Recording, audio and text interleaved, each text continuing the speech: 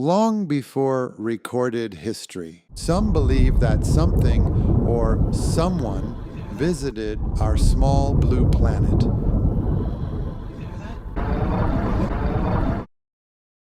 Ancient civilizations describe them as gods. Others suggest they were bow-gods and something else entirely. They would come to be known as the Anunnaki.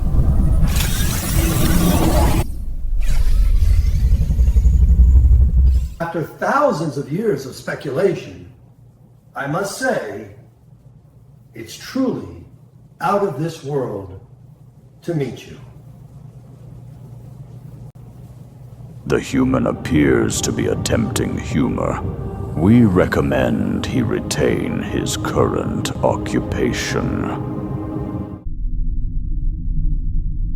Well, I'll have you know, the humor plays quite well where I come from. With humans. Tough crowd. We start with the question humanity has been asking for thousands of years. Did you create us? Or are we simply an unexpected side effect? Creation is an imprecise word. We prefer modification. When we arrived, your species was still striking stones together, believing you had achieved something remarkable. Perhaps you should have first learned to look at yourselves more clearly.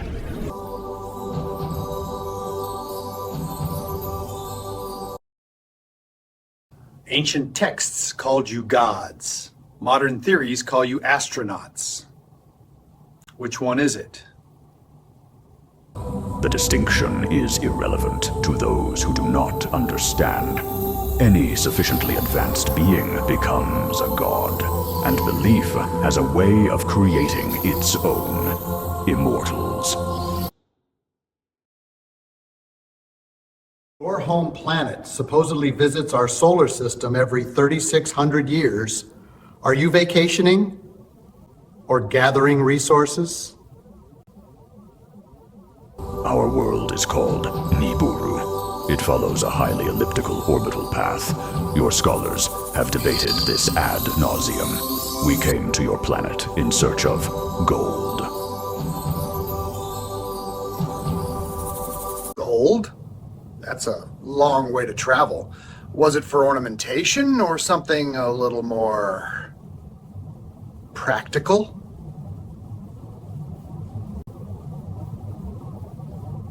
Gold was not sought for ornamentation. It possesses properties useful for atmospheric stabilization.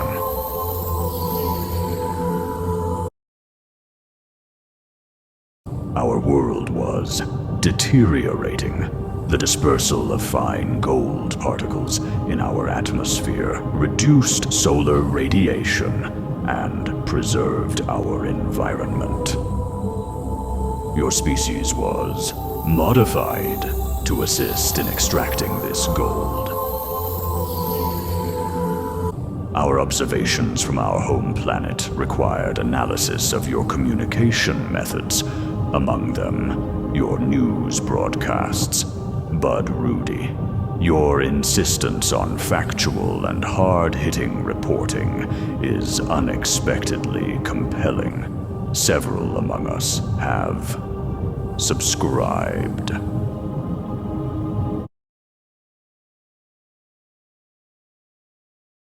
So let me get this straight. You altered humanity to mine resources. But not all of you agreed with that plan, did you? Agreement was not universal. Among us, there were differing perspectives.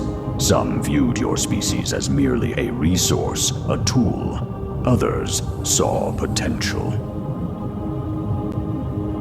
And those differences belonged to two of you in particular, didn't they? Enki Lil.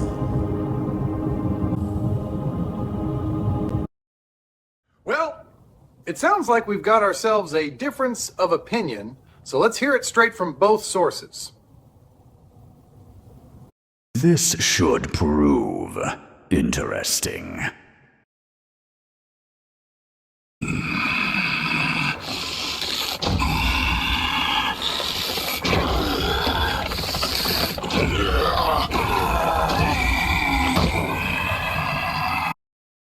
Boys will be boys.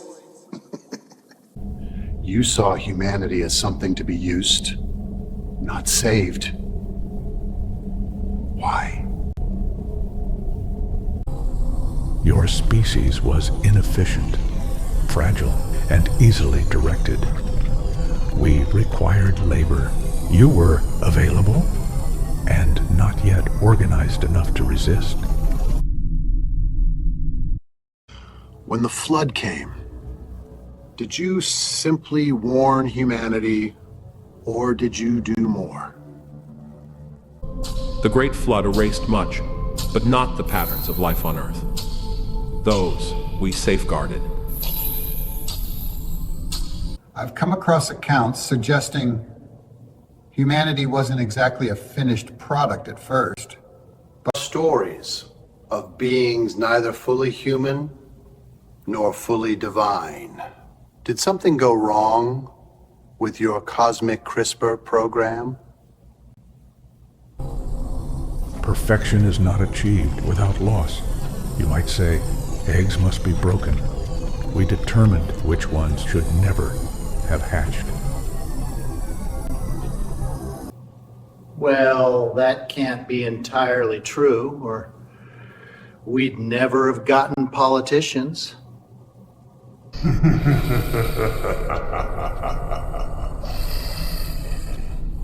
My inquisitive subscribers want to know, if your world only passes through here every 3,000 years, what was it like being here largely alone?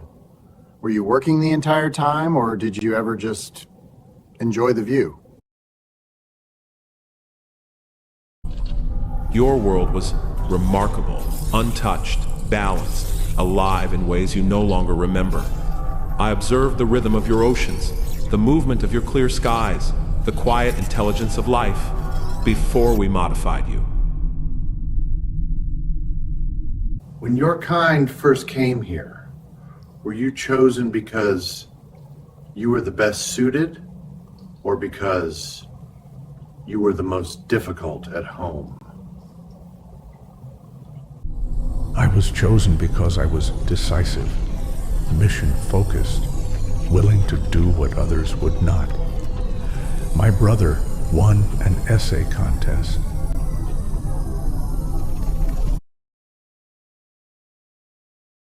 During the flood, when you say safeguarded, that doesn't sound like a warning. That sounds like a plan. What exactly did you do? Extinction is such a blunt instrument. I prefer more precise solutions based on tolerance. He means he interfered. He preserved fragments, recombined them, forced life to continue when it should have ended. You see failure. I see adaptation. Life does not persist because it is perfect. It persists because it can and will evolve. Gentlemen, I appreciate your perspective. It's not every day one gets to interview the architects of existence and the critics of it.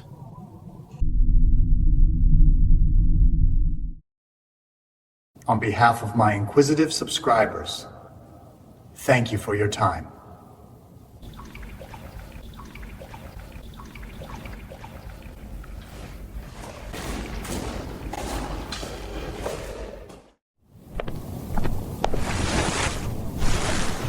This thing, belief, we cling to it even when we cannot see it, cannot touch it, can't even prove it.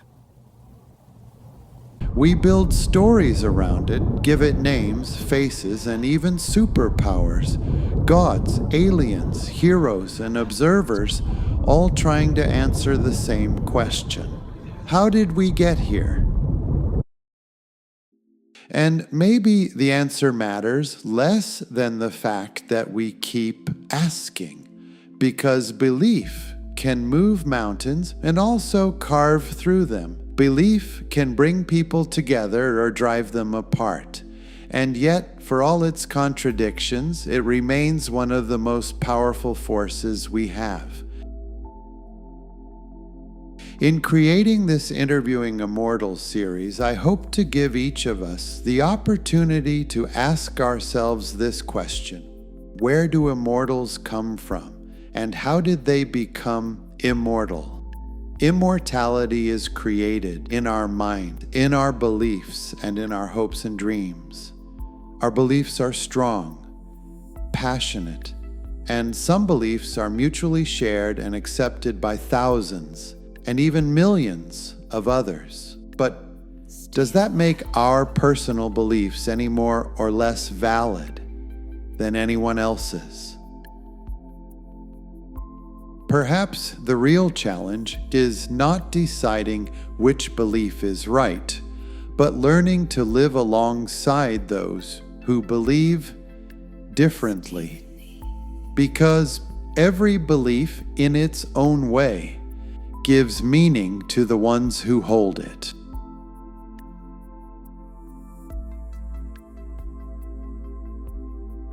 Belief is the flotsam and jetsam on which hope floats. And perhaps that's why we hold on to it so tightly. Because in the end, belief is immortal. This is Bud Rudy. Thanks for watching.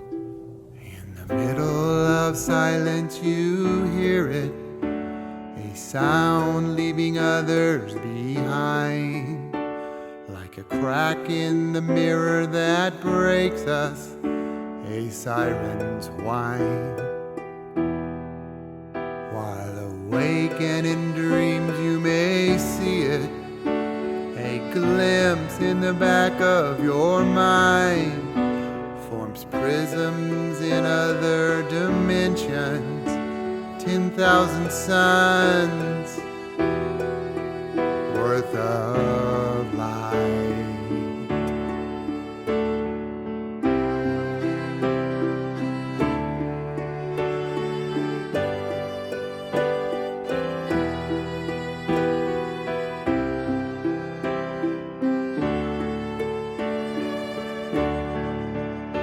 So what does it mean when you know what you mean, as the truth hits your head and your heart? Call it what you please.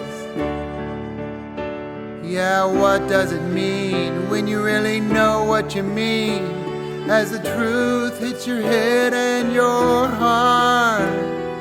Call it what you please. Just believe.